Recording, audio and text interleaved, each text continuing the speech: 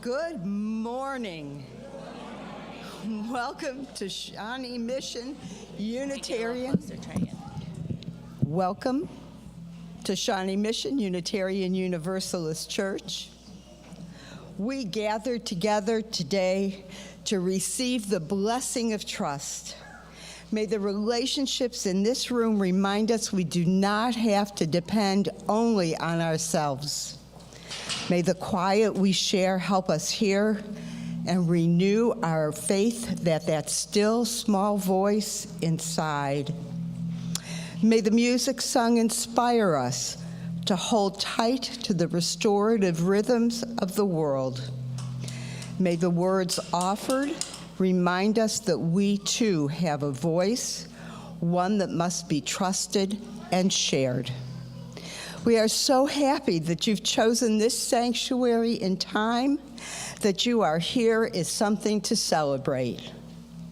We extend an especially warm welcome to visitors.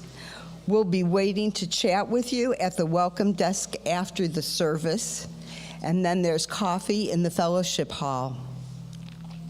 Remember, we were all newcomers once, and if you're joining us online, please say hi in the chat. With our hearts open, let us begin. At this time in our service, we rise to greet each other. But before we start, we ask that when you sit back down, please move towards the center of the row so that we can make some room for people to fill in the aisle and seats. We now invite everybody to rise and greet each other.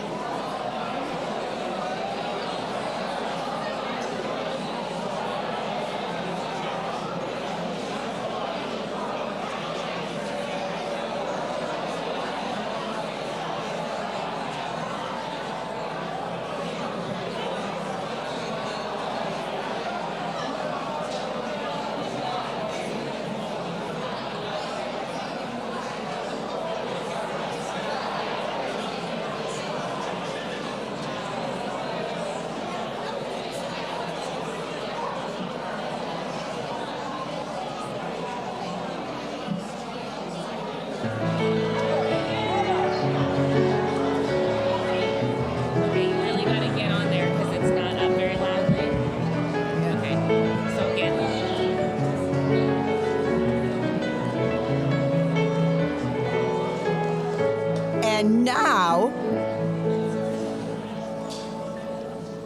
we have a few announcements. Good morning, everyone. Are you all able to hear me on this microphone okay? Okay, good. Good morning. This morning is the candy mix-up. Woohoo! This means that as you exit the sanctuary, there will be dishes of candy from which you can pick your favorite treat. When you arrive in the fellowship hall, you will look for the table that corresponds with your candy, and then you sit there, even if your spouse chose a different candy and is sitting at a different table. I know. Today, the topic of conversation for the candy mix-up is putting your money where your mouth is. The questions are, how does your spirituality lead you to resist consumerism? Or how could you better align your spending with your values? Ooh. Next, I have an announcement on the stewardship campaign from Fisk.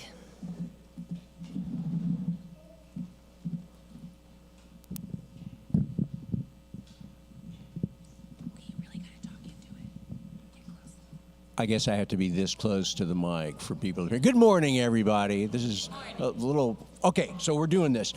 We had a great potluck luncheon last Sunday. Thank you to everybody who volunteered and helped out with that and then attended it. It was a wonderful event. And during the event, Mark Schiff came up to me and he said, Fitz, somebody just gave me a great idea. And I was like, what was that, Mark? And he said, that if we make our stewardship goal, we should have a celebration potluck luncheon, to celebrate it. And I'm like, wow. But we will do it. It is a great idea, and we will do it. If we make our stewardship goal, we will celebrate with another potluck luncheon. We will have a stewardship table out somewhere in the fellowship hall. Haley and I will be at it. If you've made your pledge, come and get your sunflower decal. You get a sunflower decal on your name tag when you've made your pledge. If you have questions about stewardship, then come and ask us. Haley's staff, so if you've written out your pledge on a paper form, you can give it to Haley, but you would never give it to a volunteer like me. Instead, if Haley's not around, there's a drop box by the church office, and that's locked. Only staff can access that drop box. So if you're going to do a paper pledge form, you can put it in that drop box. Or you can pledge on Realm, you can pledge online.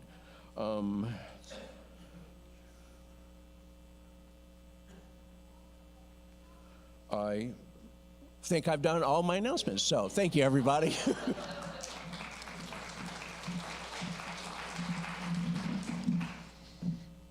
Also, I'm proud to say that yesterday this church hosted a volunteer fair called Boots on the Ground that was attended by 700 people.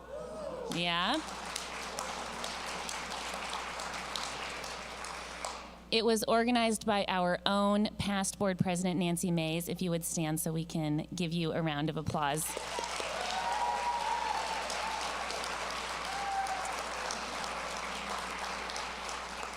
There is always good work coming from this person and from this group, so keep your ears out for what they're going to be doing next. And now an announcement from Jen.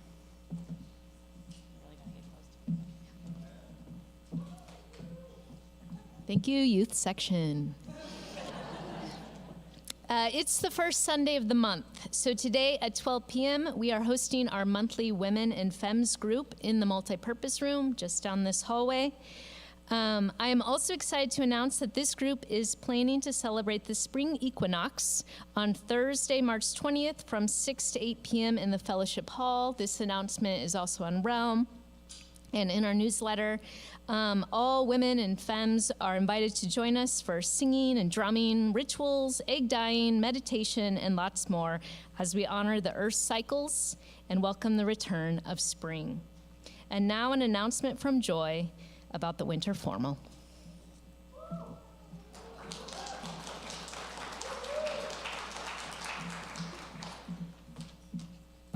Yes, hello everyone, I am back. Okay, it is me with another announcement about the upcoming winter formal here at SMUUCh. First off, I would like to thank Reverend Rose for allowing this dance to come to fruition. Despite her original doubts, we were in fact able to sway her, and she has agreed to let us hold it. So thank you, Reverend Rose. Just like a round of applause for her. Yes. Attendance to the dance is free. However, there is a suggested $5 donation to the youth for entrance to the event. You can give this donation in person or in Realm. However, feel free to pay us as much as you'd like, as all proceeds go directly to the youth group and help us pay for things like going to YouthCon and other things in our program. All donations are greatly appreciated. If you would like to further contribute to the event, there is also a Sign Up Genius to bring things like food and drinks. This is available in several places, such as the Facebook and the newsletter. We need people to participate in this sign up to make the dance as great as possible. With things like food, photo stations, music through the decades, and karaoke, this event is bound to be one to remember. Now, to clear up some of the confusion about who is permitted at the dance, anybody can come. While it is being planned and put on by the youth, this is an intergenerational event designed to further our connections with our adult Unitarian Universalists.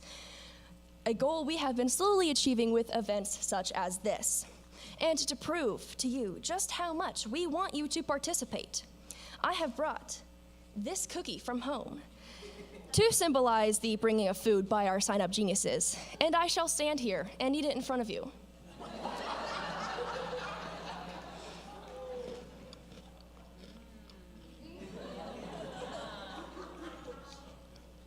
Okay, yeah,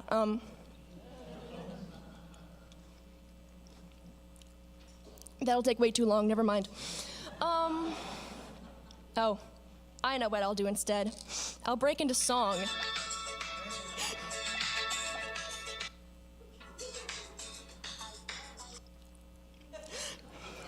Technical difficulties, y'all. Thank you, Norman. There we go.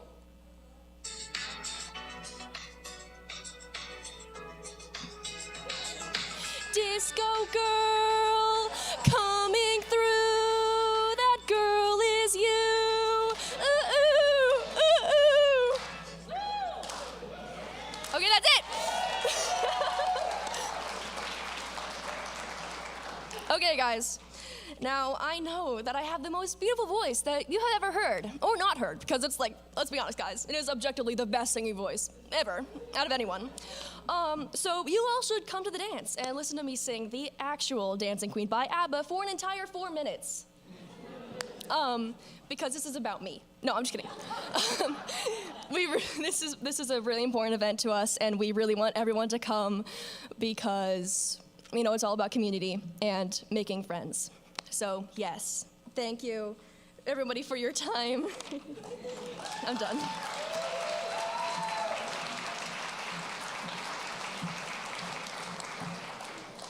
I like how Joy referred to us as the youth group's adult Unitarian Universalists, which I accept. All right, as part of our stewardship campaign, we are doing a staff highlight each week because 70% of our budget goes towards the wonderful people we have here. Today, I'd like to invite Haley Chafin to come forward. Haley works in our office and ensures that our branding, rentals, communications, and materials are all aligned. You can imagine how difficult it is for a congregation this size, to keep everything organized, but she's highly capable. She has a degree from KCAI and is a local artist who's very active, and today she has a fun fact to share with you.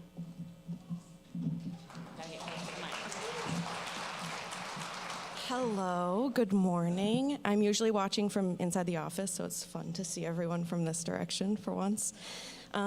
My fun fact is that recently I was one of 4 artists selected by Johnson County Parks and Rec to design a poster. I was assigned Antioch Park for my poster, which I was super excited about because I grew up in Kansas City. I have a lot of fond memories at that park.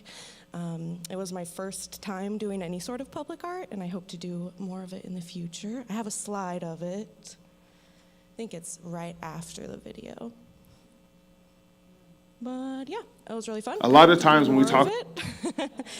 And I will see you guys in Fellowship Hall.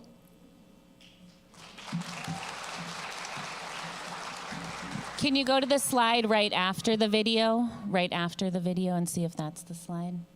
a lot of times when we talk about revolution or the revolution. Not this one. There we go. Yeah.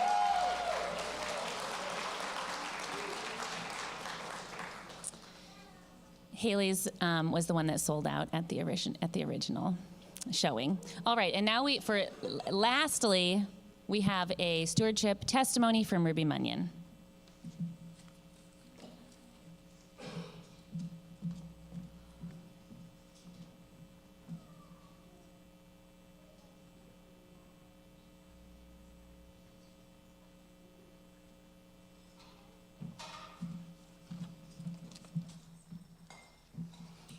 Good morning. I'm Ruby. I am married to David, and we have 2 kids, Sammy, who is 6, and little Ruby, who is 3. And we've been attending SMUUCh for a little over a year now. When I sat down to think of what SMUUCh means to me, I kept coming back to one word: safety. As a couple, me and David, are closeted in many ways in many of our circles, friends and family. And when we were looking for a church community, it was really important to us to find a place where we would be able and safe to come out of all of our closets and be ourselves. SMUUCh has been a safe place for myself and my husband to engage in a meaningful community as our full and complete selves, even as far as to be open and forthcoming about our polyamorous relationship. If you have questions about that, feel free to come ask us. Next, SMUUCh has been a safe place for my children. The care given by Celeste and other staff is in line with our approach as parents to honor and respect our children as individuals and as people, not as little robots to control or as decorations to be silent and still. I know that when my 6-year-old comes dressed in what some would consider feminine clothing, that he is going to be fully embraced and affirmed by all he meets here. I know that my 3-year-old will be encouraged to find a way to use her big opinions to fuel positive growth and change in her environment and community. I have felt over and over the kind, embracing patience and welcoming as a parent of rambunctious children whose favorite mode of transport is to run full tilt in whatever direction the wind calls them.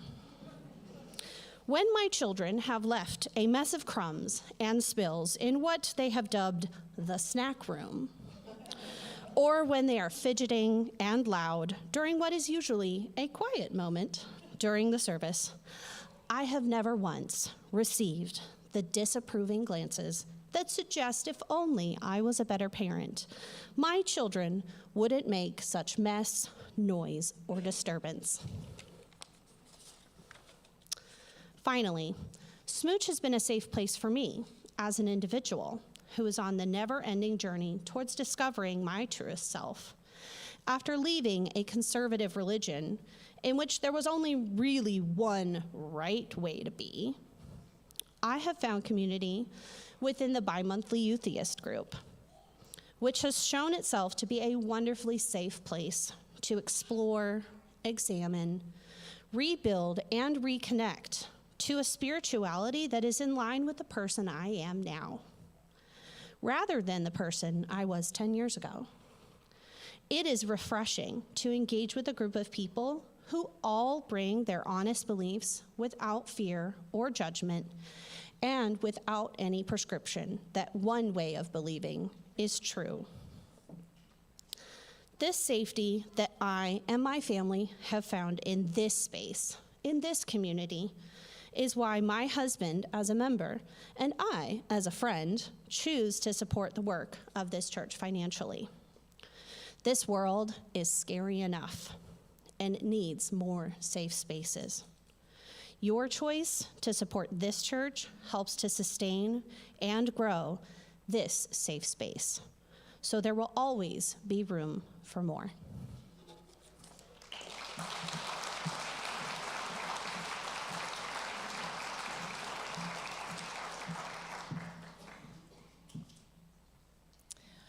All right, we're going to have a ringing bowl moment with a little bit longer space afterward. So I'm going to invite everyone, especially the kids, to put your hand one on top of the other like this in your lap. And everyone's going to take a deep breath. Sit for a moment together.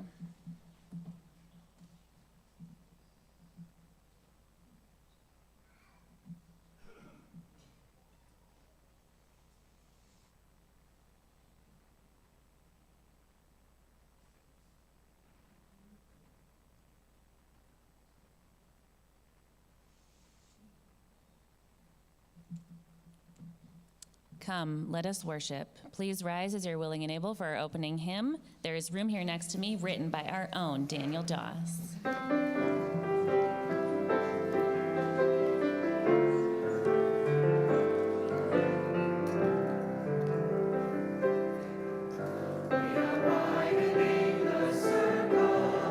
There is room here next to me as we caravan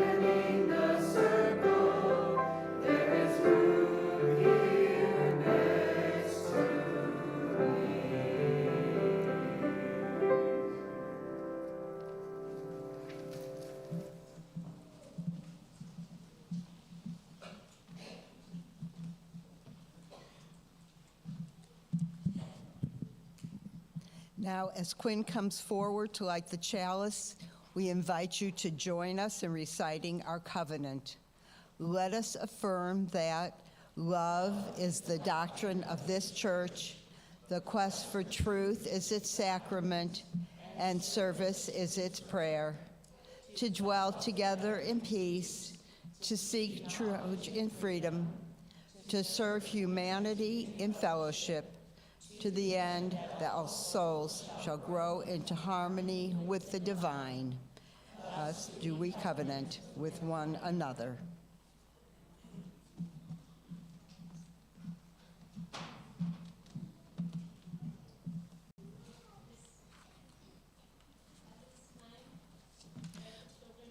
Could we have all the children come forward, please?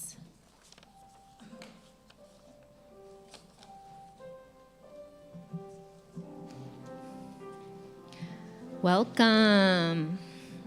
All right, come in. Yeah, it's a little narrower up here, but there is room for everyone.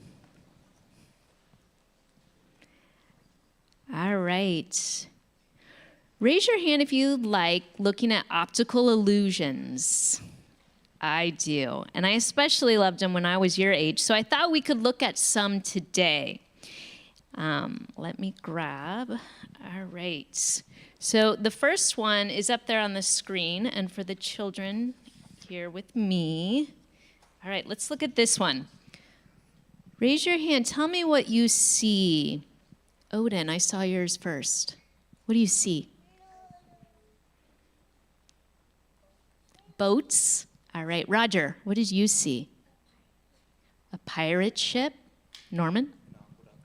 An aqueduct. All right. Yeah, like this, the bridge or those columns. Yeah, what about you, Nina? Yeah, and so you all probably notice something first.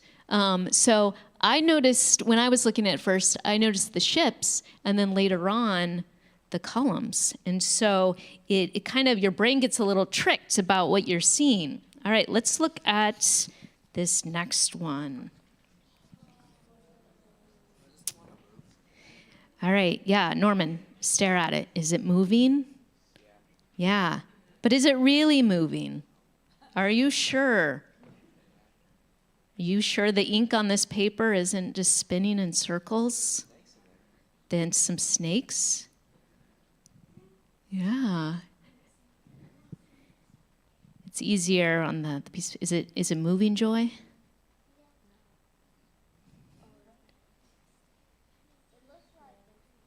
It's kind of, if you kind of just glance at it, they start to spin, but if you look at the edges, it stops.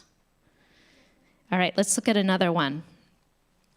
What animal do you see? A duck? A rabbit?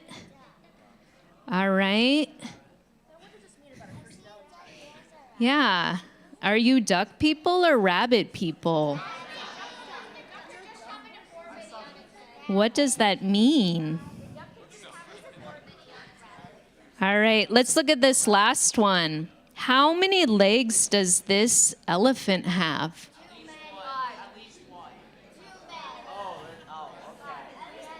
I hear 5, 7, 4. All right, 8 legs. All right. We're going to come back to this one. But what I love about optical illusions like this one is that they cause you to doubt or question what you're seeing. Is that a rabbit or a duck or both? Does the elephant have 4 or 5 or 8 legs? We're going to settle this debate. And there's nothing wrong with doubting what you're seeing. Actually, when we doubt, we then ask questions, and questions are so important to learning and growing. When I was a kid, your guys' age, I had a lot of doubts about what I was taught at the church I was attending. I was told just to believe and not to doubt. But I did doubt. I had lots of questions about what is God? What happens after someone dies? I wasn't so sure.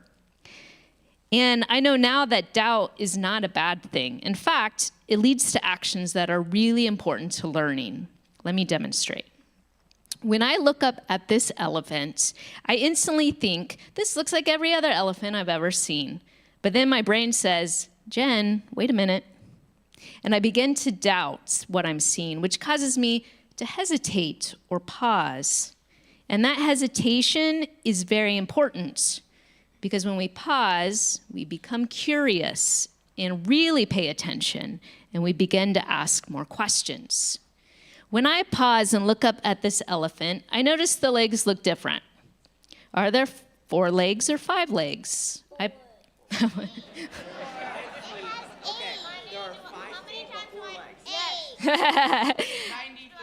All right. And so you pause and you pay attention. And then I was like, okay, well, how can I do this? So I began slowly counting the feet. So not to get distracted by the rest of the elephant, I counted the feet. And you know what? I still don't know how many legs this elephant has, and that's okay. Doubting and questioning is a part of our UU faith. We don't have it all figured out. Clearly, some of you think there's 4, 5, 8 legs. But you know what? You all are on your own elephant journeys.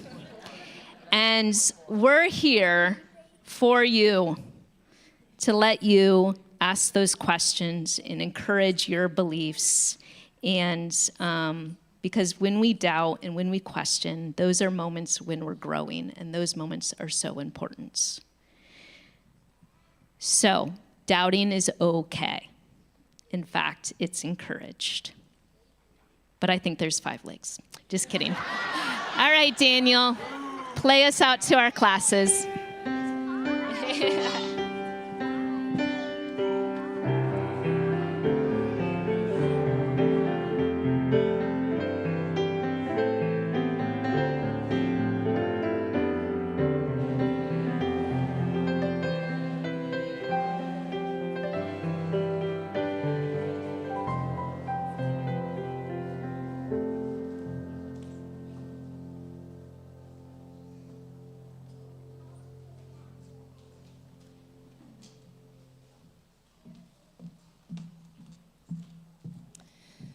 Let us now take a moment to celebrate our community that encourages us to question the things that have insulated us from our truest selves, and celebrate our newest members as they take this step on their spiritual journeys. Membership in this free church is an invitation to dedicate your lives into the service and the kinship of community. It is in the invitation to spend your lives with us, to spend them on that which is worthy and beautiful and good, and take up your ministry, our ministry, of showing love to a world that needs our care. Let us affirm that our covenant with one another grows as we grow. It deepens as time progresses and we face new opportunities to live our values and our communities remain bright. Upon joining our congregation, members intend to show up for each other and for our world week after week, that all might be renewed in the spirit of courageous love, reminded of our highest aspirations, and blessed by connection within, between us, and beyond us. As a faith that is not united by creed but by sacred vow, we promise to support one another in good times and in bad, to grow together on an adventure of the Spirit, and to work side by side for the healing of the world.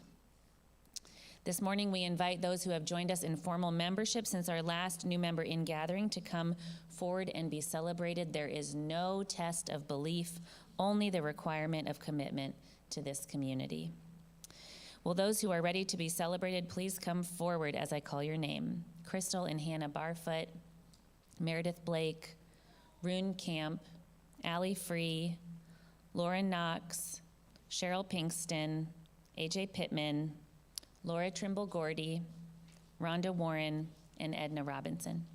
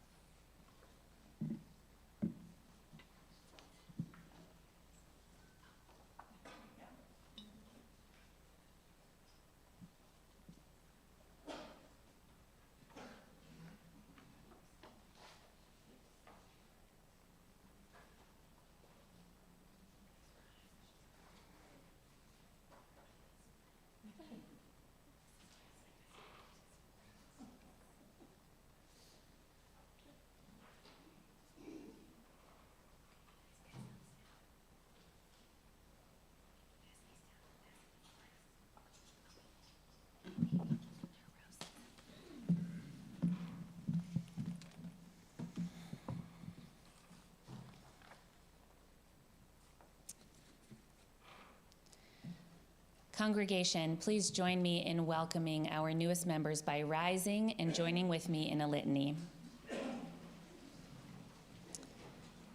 Please speak together, congregation, over them.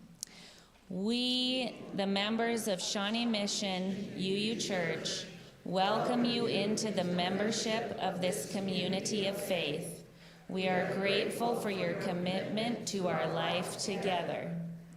We renew our promise to each other to seek meaning and truth in love, to respond to the calling of justice, and to be strengthened by our life together. We now extend this covenant to you. Welcome. I freely enter into membership at SMUUCh, accepting all of the rights and responsibilities therein. As I am able, I promise to bring my whole self to this congregation and to give and receive the spirit of gratitude and hope. I join in this community to seek meaning and truth in love, to respond to the calling of justice, and to be strengthened by our life together. And now all together. Having affirmed one another and renewed our covenant, we now dedicate ourselves once more to our faith of courageous love and our community of radical welcome and deep connection. In celebration of our new members, please remain standing and join with me in singing "There is Room Here Next to Me."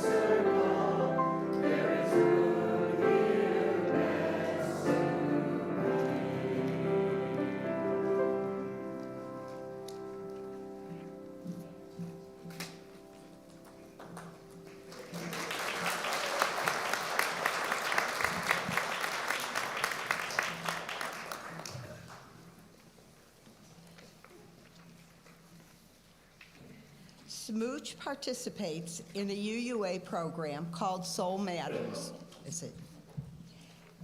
And as a part of this program, each month we receive an extensive packet of readings, videos, and music centered around a theme. These packets are used by our Soul Matters groups, and each month a new packet is available, and now every month the packet is available to everyone in the congregation. Just look for the link in your weekly all-church email. We, as a community, take time to reflect on the theme. The children do this in their classes, and we do it here in worship and in our small groups. This month, the theme is trust. Do you remember when the trust fall was a part of any team retreat or party? For those who don't know or don't remember, the trust fall happened when two people were standing a foot or two apart, both facing in the same direction, so the person in front couldn't see the person behind. And that person in front would just fall backwards and trust that the person behind would catch them. That was how the exercise was set up, often as a team-building exercise. This was not asking for the trust of strangers, typically, but of folks we knew and at least thought we trusted. It didn't always turn out that way, did it? I am not an infallible judge of trustworthiness, but I think I've been right about someone more than I've been wrong. Still, doubt so far has been a good companion. When that doubt creeps in, trust is on a trial basis. So the fact of my new marriage and how it occurred is unusual but not surprising. I had met him through a friend. He is Palestinian and had been in the States for a year. I had only recently returned from living in Israel that same year. During my time there, I had had a fair amount of contact with Palestinians from the West Bank, which was not considered typical. There was no doubt in my mind that what was happening to them at the hands of the Israelis was so similar to the Jim Crow experiences of African Americans in our country, and my heart hurt for these people. So we met, we married within a very short period of time. He is smart and funny and very cute, and for whatever reason, I fully trusted him. I have no recollection of doubt having crept in at that point. He won me over in a matter of days, and if I had any doubt, I glossed over it, and I was right, too.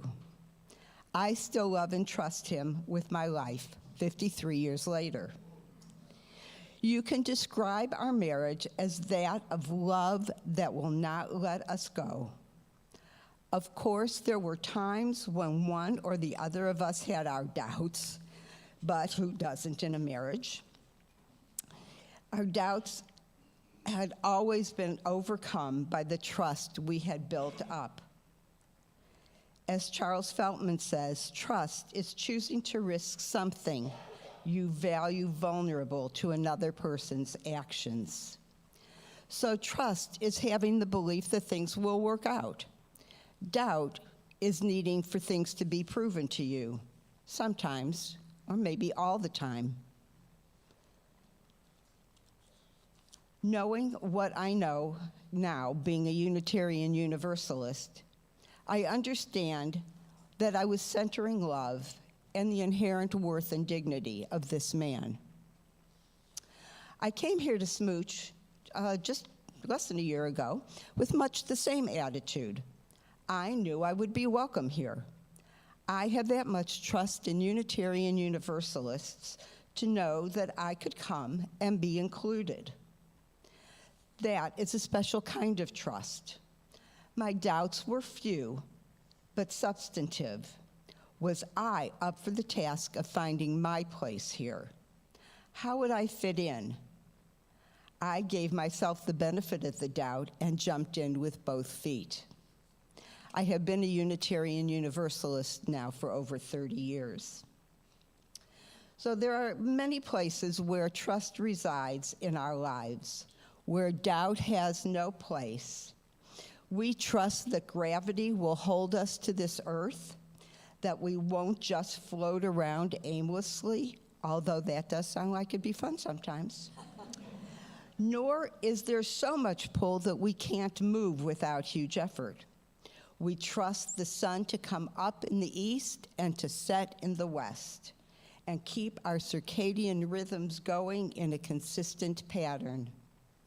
I am grateful every day for the sunlight and water that helps me through a day. I trust Mother Nature to provide all the earth it has to offer, to give me dirt to play in, flowers and food to plant, to walk in the woods and revel in the big and little things that happen and how things change with the season.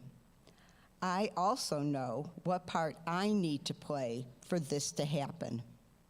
I trust in poets and storytellers, makers of music and artists to make our lives richer. They engage us with their words, their music, and pictures to give life richness and meaning. Krista Tavis says, we pray for those things that give us joy and hope, for those things that we trust in, believe in, will sacrifice for. These are gifts of grace, and perhaps we do not need to define them in order to savor them. Rejoice in them, be thankful for them. Like her, I am grateful for all these things: love, sun, rain, dark, starry nights, people I can love and trust. I choose trust over doubt because it adds to my self-confidence and sense of personal ease and allows me to remain aware of what is going on in my relationships. William DeFore says, "Trust is knowing deep inside you that all is well, that you are wise enough to make good decisions and learn from others while ever expanding your circle of trust to include more good souls like you."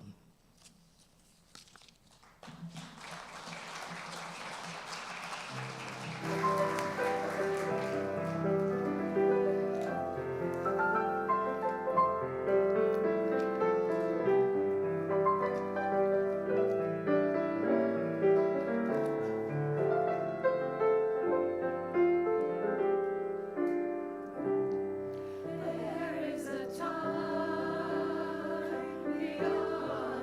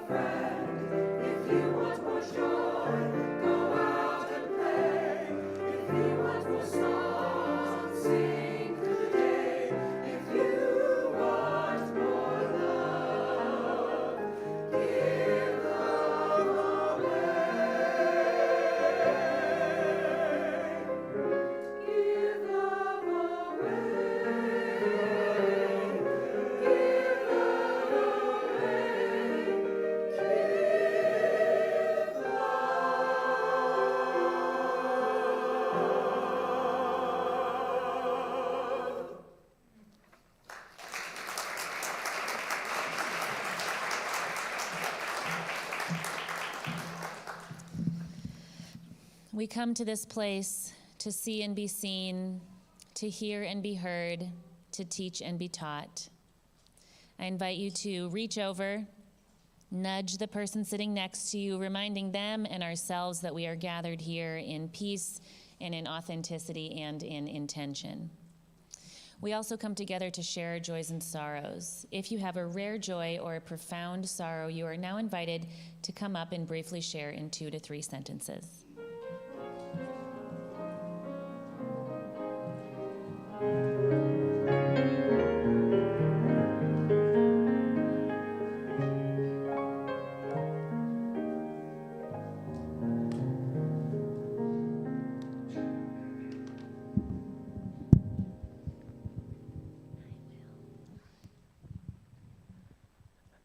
I'm lighting this candle for my fiance's friends, Justin and Simone, as well as their dog Ada, who a week ago today were killed in a car accident on the way home from their honeymoon in New Orleans. The two of them were very talented bartenders and big names in the Kansas City service industry. They're both artists and writers and just really lovely people who are very dedicated to inclusion and love and equal rights for everybody. So I ask that this week you keep them in your prayers and do something to make the world a little bit of a better place.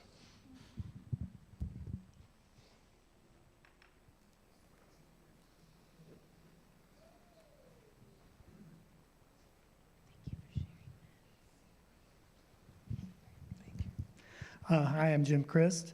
I have a candle of great joy. So yesterday I heard there was this thing going on at church, and I thought, well, they might need a door unlocked or something. So I came, and I was not prepared for what I experienced. I have been in a very dark place since maybe November.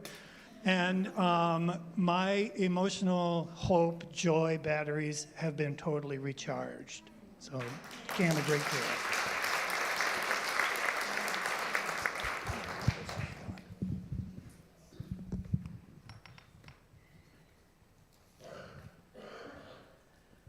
Okay, here goes. On the Soul Matters group, I forgot kind of what it meant. And I remember the topic was inclusion. And I kind of sat and wondered, being an old white guy, what did that have to do with me? But my wife couldn't speak.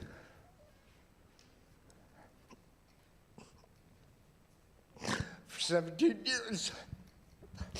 And she'd walk in places, and nobody would even look at her, let alone talk to her. And we came here, and it was just all different. Thank you all very much.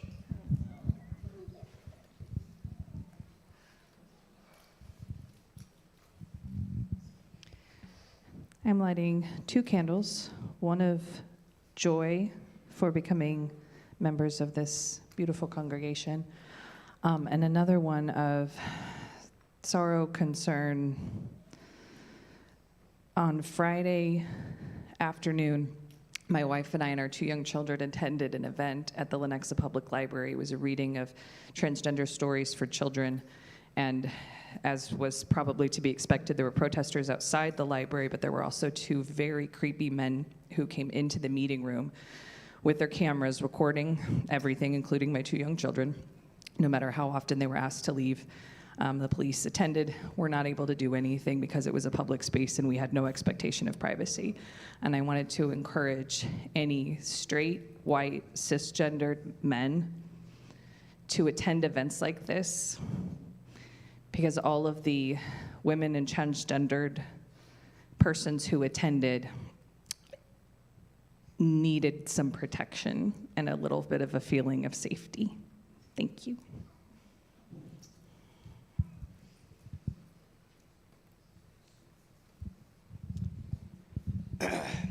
I was here about 1 month ago. My name is Zachary. I came from the Lawrence Unitarian Universalist congregation. This one's quite simple. Last time I announced that I was getting married, and this time around, I did. This is my wife, Maria.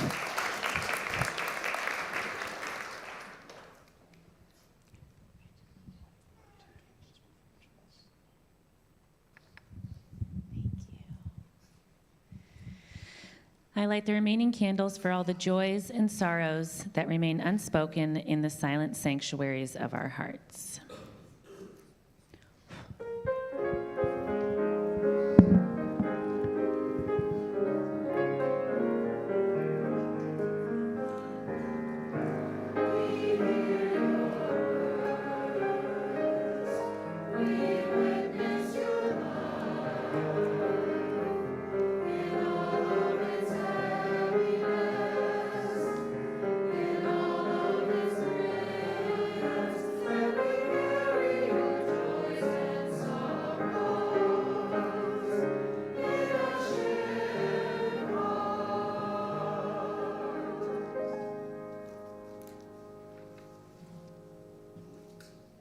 Please join me for a moment of silence.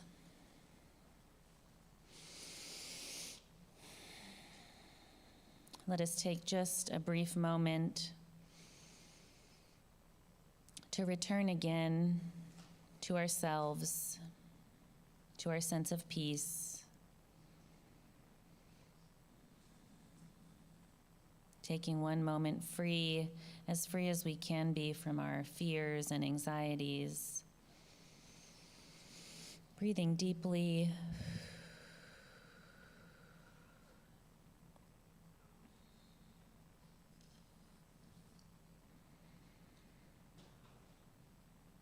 Please enjoy our meditative hymn as we sing Return Again.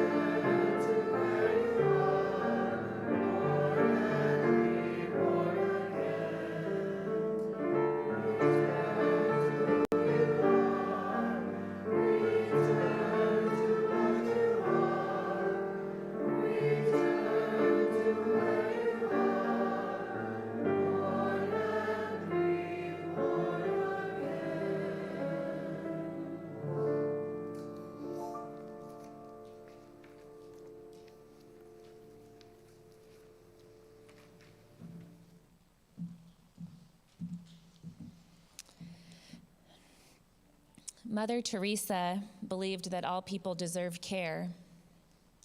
Her commitment to the poorest of the poor in India has made hers a name all of us know, and her works a beacon of what faith in action looks like. In 1950, she started a congregation whose mission was, quote unquote, to care for the hungry, the naked, the homeless, the crippled, the blind, the lepers, all those people who feel unwanted, unloved, uncared for throughout society, people that have become a burden and are shunned by everyone. This was the mission of her church. In 1979, she won the Nobel Peace Prize, but she refused the traditional Nobel honor banquet and instead requested that the $200,000 budget be given straight back to the poor in India. She died in 1997, and 6 years later, in 2003, was sainted after it was confirmed that she had healed a woman's tumor when a locket with her photo in it was placed over the tumor and the woman was cured. She was bestowed the honor even after her attending physicians suggested that perhaps it was the year of medicine he had prescribed her that cured her. But who's to say? I joke, but this is a very old tension between science and religion, between reason and miracles, between doubt and faith. This tension has been with us for so long, even though, don't you know that science and religion need the best of each other in order to flourish? That faith and doubt are like the two wings of the bird, and without doubt, faith will fly in circles, and without faith, doubt can go nowhere. We need the fullness of ourselves in order to bring about this world we so dream of. Now, I've been thinking about this a lot because the staff and so many people in our congregation have recently had many budding dialogues about people who have left high demands religion in order to find Unitarian Universalism. They speak of how in their previous spaces there was always a nagging question in the back of their mind until eventually something finally broke, choices were made to leave, and they just had to hope they would find somewhere that would allow the mind to wander. Specifically, many people I've spoken with say that even though they've left, they still struggle with letting go of the guilt and the shame that was bestowed upon them for questioning. Just look at the bad rap doubting Thomas got. Just because he didn't immediately believe it when the other people told him that Jesus had resurrected. He said, "I will not believe until I witness the wounds in his hands myself." And the way his name has been sullied for having any doubt points to how sick with dogma we all are. I've been thinking about this so much, about this sickness. But the more I think about our history, the more it makes sense, and here's why. Resma Menachem, who wrote My Grandmother's Hands, said that because our ancestors spent centuries under unrelenting, brutal conditions, generation after generation, our bodies stored trauma and intense survival energy and passed these on to our children and our grandchildren. Now, he's specifically talking along racial lines, violence along racial lines, but the same applies here because there's been so much violence in our society along religious lines. For example, in 1539, an 80-year-old woman named Catherine Vogel was burned at the stake for a crime called apostasy, which simply means to fall away from one's religion. That's the crime. It comes from the word for standing apart. And I tell you that fact just to remind you of how intensive the religious trauma is that we carry as a globe, as our ancestors spent centuries under brutal conditions of religious and spiritual abuse that is still playing out to this day.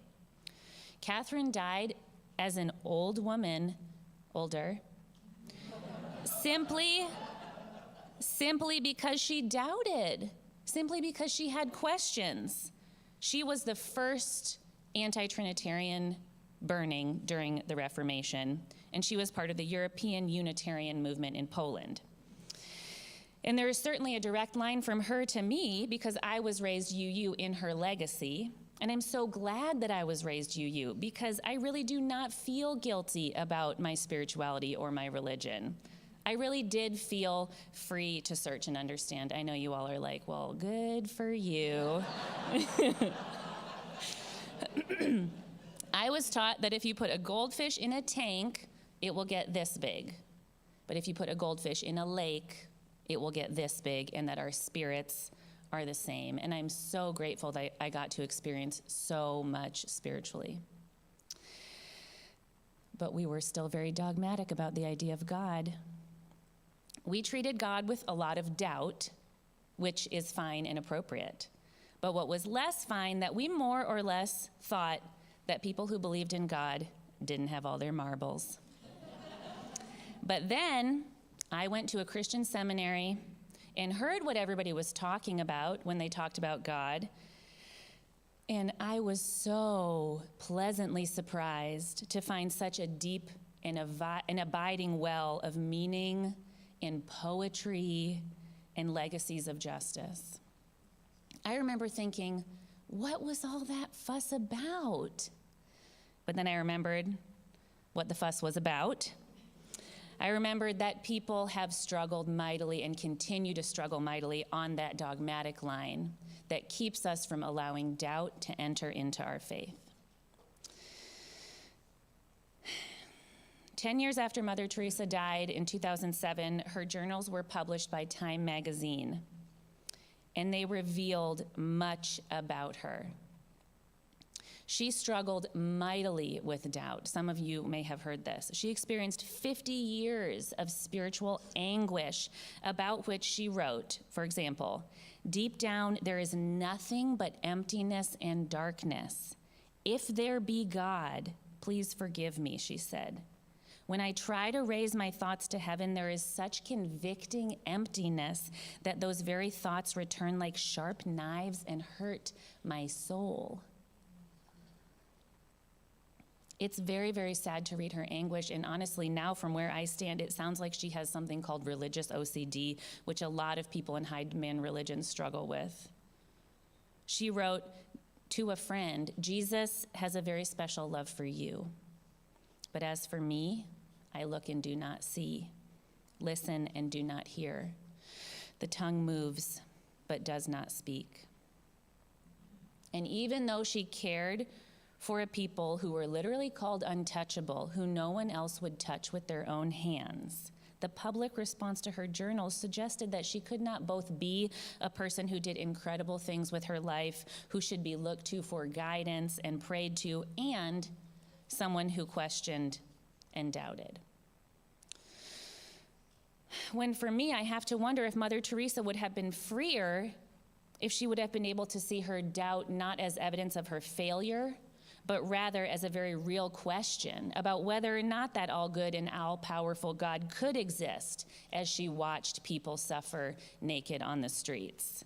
I wish that there had been a theology to catch Mother Teresa, something big enough to let God be free, something true enough that it could take all the questions, all the doubts, and all the fears, something sound enough to shoulder all the questions, all those doubts, and all those fears, because after all, in the story of doubting Thomas, what did Jesus do in response to Thomas's doubt? But say, "It's okay, have a look for yourself." Because doubting shouldn't be threatening to any religion that can hold its own. Any religion worth its weight is not that fragile. Therefore, the presence of curiosity and wonder should be necessary so that we are like a self-correcting force that is always getting better, revelation unfolding before us, an emergent strategy and understanding that comes as we figure things out. Because ultimately, to question is human, and to be human is what we are. In fact, that famous quote from Descartes, "I think, therefore I am," is part of a much longer quote that goes, "Dubitu, ergo cogito, ergo sum." He said, "I doubt, therefore I think, therefore I am." But no one ever talks about that. Got cut out. Because to doubt is to wonder, and to wonder is to learn, and to learn is to grow, and to witness something sacred is to have faith. I so wish that someone could have told Mother Teresa that these terrifying doubts she had might have just been clarifying questions, and that it is through them that she too, like the people she supported, may have been able to gain clarity and grow and whittle away and become. I wish that for each of us, that we trust ourselves and trust our guts when we know something isn't right, and that we encourage other people to do the same. For we who are so clear about theological diversity have a ringing, needed voice right now in a world that is struggling with an immensity of fear in the religious sphere. Let us let our note ring true and bring forth a freer way of being in the world, a world that is more intuitive, full of communities that are sustainable and robust, a world that is balanced, and most importantly, where people are encouraged to test, to risk, and grow, for this is how the unfolding world before us renews and becomes. Ann Carson said that everything starts in doubt.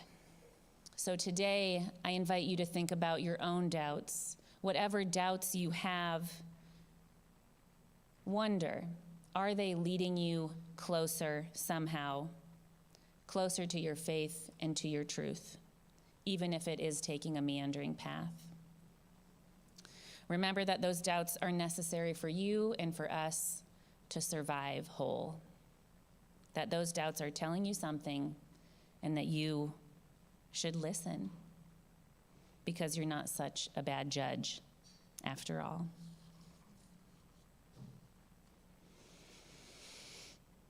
Let us sit for one moment of silence.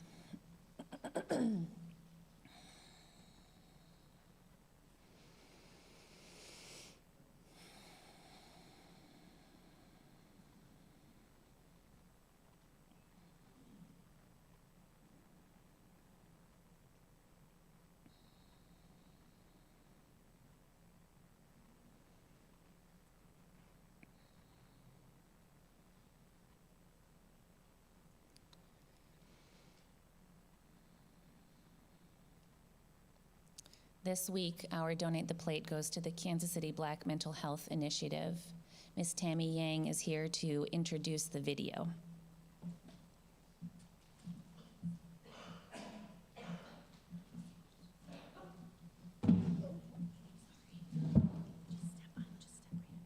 I'm vertically challenged, so I apologize. Thank you, guys. My name is Tammy Vang, and I am the Chief Operating Officer of the Kansas City Black Mental Health Initiative. And I would like to show you a video, because I could talk all day about what we do, but I think this video sums it up. So thank you in advance. Where we have access to our stable sense of self.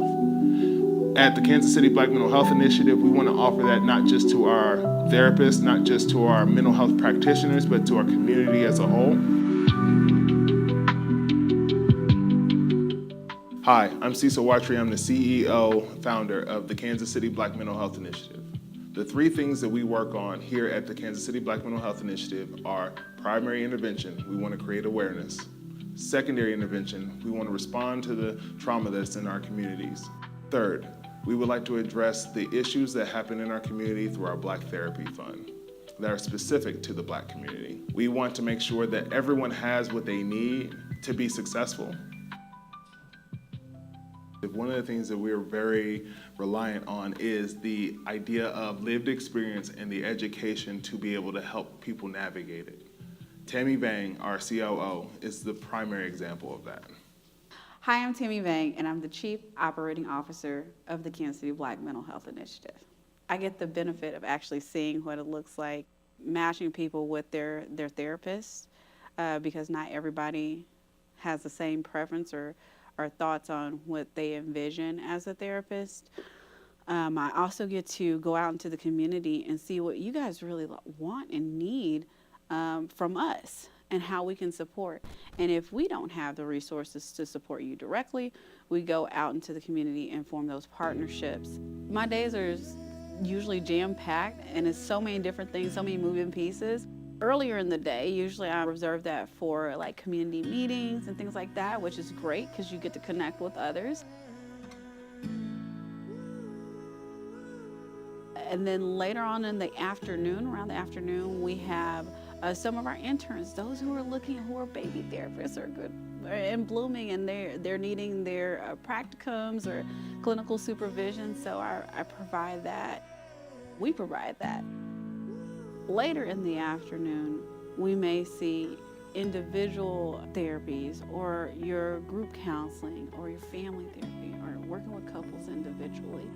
We want to sustain our community by allowing our community to know that this is another profession that we can also pursue, and that this is something that is well and needed in our community. Making sure that they have the resources they need to stabilize their practice. We want to provide spaces for people to be able to plant the seed of mentorship, to be able to provide self-regulation, to be able to demonstrate that discipline and that willpower so that it can be something that is led by example. And we want to be able to also grow more therapists. We are an organization who believes truly in collaboration. Going out to other organizations, we say, hey, this is what we have to offer you, and we see what you have to offer as a community. How can we do this together where we offer all of this support to the community as a united front? So that way everybody's needs are met.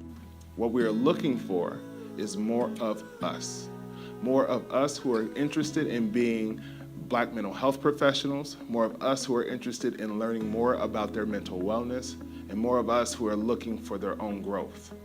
We will continue to provide support to our community as well as opportunities for the professional and the community to be able to work towards living and thriving within their communities through mental wellness, self-regulation, and self-determination. Every week we get emails or phone calls. Hey, can we come up and can you help us with our capstone? Or hey, can you do an interview for my college paper? We are open. We are accessible. Come see us. Come be a part. If you have questions and you want to see for yourself, my door is always open. We do have an open door policy here at KCBMHI, and it's a real open door. So please join us, come see us, be a part of the work together. What I'm hoping to happen is that we get your support and your understanding that what we're trying to do here is radical by definition.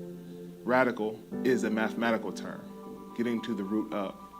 We want to get to the root of our wellness so that we can continue to thrive from there. We're here for any and everyone. So the way you get in contact with us, you can follow us on our social medias. We have Facebook, Instagram, TikTok, and LinkedIn. We also have our website at kcbmhi.org. You can call us at 816-934-1344, or you can email us at office@kcbmhi.org. Thank you for your time, and we look forward to providing service to you throughout our community for years to come.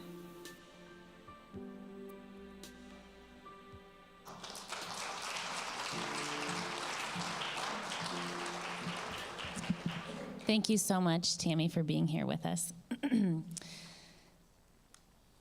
The KCBMHI supports our values of economic justice and access to healthcare justice.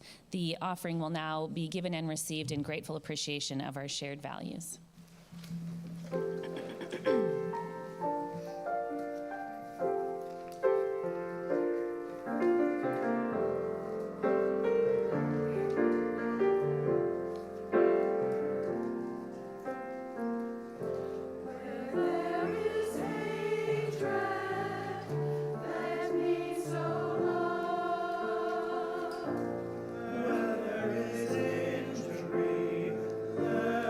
There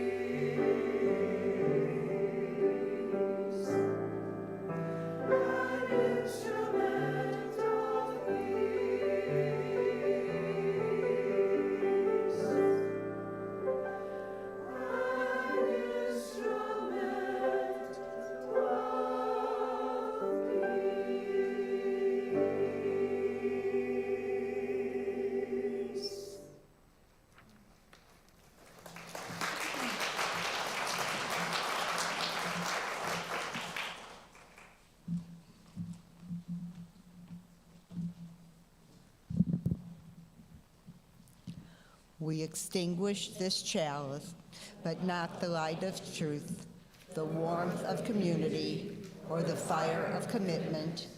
These we carry in our hearts until we are together again. Please rise as you are willing and able for our closing hymn, number 1008 in the teal hymnal, if you happen to have it, When Our Heart is in a Holy Place.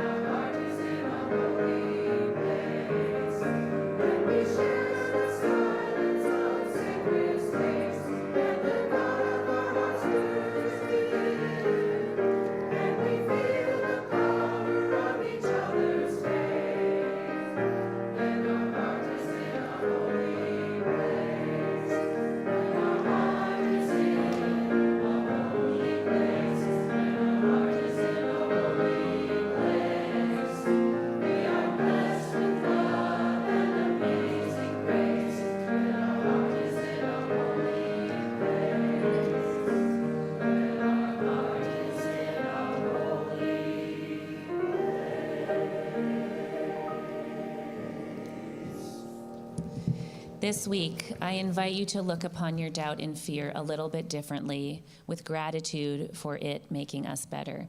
Now, today we have not one, not two, but 3 cakes in the fellowship hall, so let's eat.